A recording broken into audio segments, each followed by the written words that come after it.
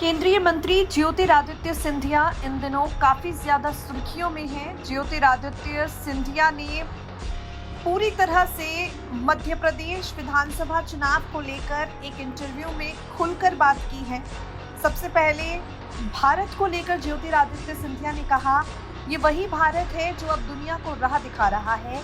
इस देश में लोगों को मुफ्त में टीके लगाए गए, न सिर्फ लगाए गए बल्कि भारत में बनाए गए। ज्योतिरादित्य सिंधिया ने कहा, यूक्रेन रूस युद्ध के दौरान ऑपरेशन गंगा के तहत हजारों बच्चों को 90 प्लेन भेजकर हम अपने घर वापस लाए। ये भारत की बढ़ती ही ताकत है जो दुनिया भर में सराही जा रही है।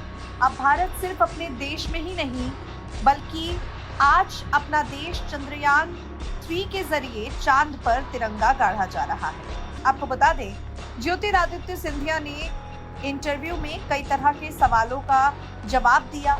ज्योतिरादित्य सिंधिया ने कहा, अप्रैल से जून के बीच पीक सीजन होता है, फिर डल सीजन आता है। इस हिसाब से उड़ानों की कीमतें तय होती हैं। देश में उड़ान महंगी नहीं है, बस कुछ दिन टिकटों की कीमतें हावी रहती हैं। इसका एक कारण ये भी है कि लोगों की डिमांड बहुत बढ़ गई है। अब लोग हवाई जहाज से ज्यादा सफर करते हैं। मध्य प्रदेश के मुख्यमंत्री पद पर ज्योतिरादित्य सिंधिया का चेहरा सिंधिया के समर्थक देखना चाहते हैं।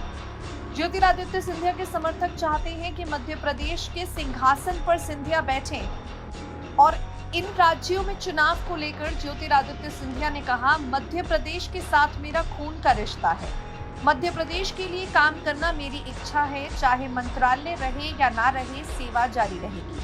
मुख्यमंत्री बनने के सवाल पर सिंधिया ने कहा, ये सोच और विचारधारा पर निर्भर करता है। सेवा भाव की कल्पना हमारे परिवार में हमेशा रही।